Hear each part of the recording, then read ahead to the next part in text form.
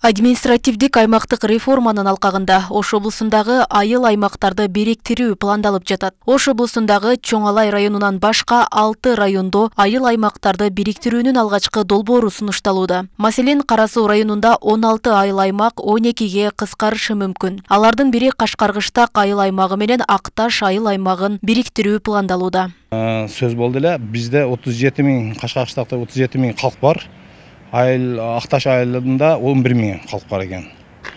Жерини аянтын билбейм, бирок экөөнү бириктирсе болот деген ошо жактан кичине көрсөтмө сунуштар болгондуктан бизгелер жакшы эле кабыл алынды. Анан биз депутаттар Ала Тоо айыл аймагы болсун деген кичине сунуштарыбызды бердик. Бирок биринчисиде Кашкаргыштак айыл аймагы болуп калсын деген сунушту бердик. Себеп Кашкаргыштак эскиден тарыхый мааниге эге болгон айыл. Анан баары өзгөртөт. Эки айыл өкмөт бириккенден кийин башка бир ат коюу менен деген сунушту бергенден кийин Ала Тоо деп биз тандадык да.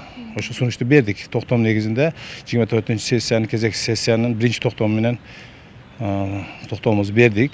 Ошондой эле алгачкы сунуштар боюнча Ноокат районунда 16 айыл аймак, 1 шаар 12 айыл аймакка, Каракулжа районундагы 12 айыл аймак 6га, Араван районундагы 8 айыл аймак 6га, Өзгөн районунда 19 айыл аймак 11 айыл өкмөткө кыскаруусу мүмкүн. Айыл аймактарда чечимдерди ошол 3 айыл өкмөт бириги, 5 айыл өкмөт бириги элдер өзлөрү ортосунан чечип атышат. Кайсы атты калтырабыз деп тур. Маанилүү өзгөрүүлөрдүн бири Алай районунда 14 айыл өкмөттөн 6 айыл өкмөт калышы керек. Учурдагы алдын ала сунуштар боюнча бардык айыл өкмөттөрдү өзгөрүү күтүп жатат. Мында жайыт жана кен байлыктардын жайгашуусун жүйө келтирип нааразы болгондор дагы бар. Сары Могол, Сары Таш, Талдык айыл өкмөттөрүн бириктирип, силер Памиралай деп атап, анан ошол Памиралай айыл өкмөтү башка районго карамагына өткөрүп берүү маселеси силерде каралыптыр. Ушуга мен жакында эле Алайга барып келдим, элдик нааразылык өтө чоң. Андай болбошу керек. Ал жерде Алай районунун жайыттары бар, кен байлыктары бар.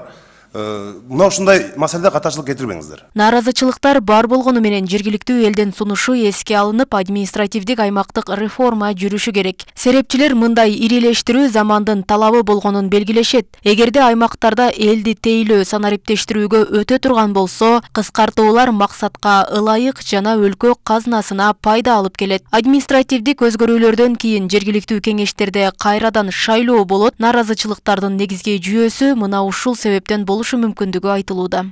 Азыр аймактык реформабы майдаларды бириктириш керек. Көп жагынан эконом болот. Жерде проблема жок, кен байлыкта проблема жок. Ал жер, ал кен байлык бул мамлекеттикке. Ал бир айылдык эмес. Ал бир айылдын байлыгы эмес, ал мамлекеттин байлыгы. Мамлекет аны кимге берет, кантип иштетет, кайсы инвесторго берет, аны мамлекет өзү чечиши керек. Ал мисалы эки айыл өкмөттү бириктирип койсо, жер мурдагы бойдон эле калат да. Жерин кайра бөлүп туруп, кайра кошуп туруп, кайра бөлбөйт да, мисалычы конфликт чыкты. Ар ким өзүнүн ээлеген жерин үлүшү менен кала берет.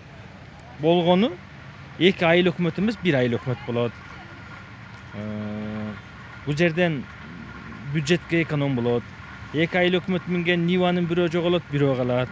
Бул жерден эконом болот.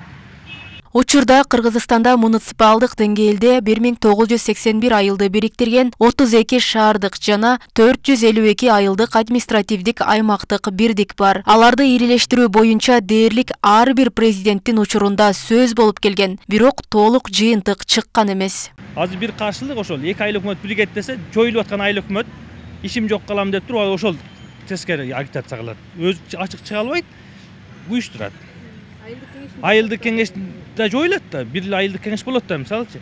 Жерде да бир 10-15 депутат бар, 10 адам кылса 150 адам болот. Ошолор тескери агитация кылат да.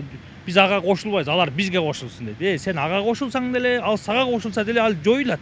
Белгилей кетсек, президенттин жарлыгы менен жаз айларында Нарын облусунда жана Ысык көлдүн Төп районунда пилоттук долбоор катары айыл аймактардын ирилештирүү башталган. 2021 жылдын 21 октябрында кабыл алынган Кыргызстанды 2026 жылга чейин өнүктүрүүнүн улуттук программасында бул боюнча алгачкы пландары жарыяланган. Роза Акматжан кызы, Азам Бузриков, Ош ТВ.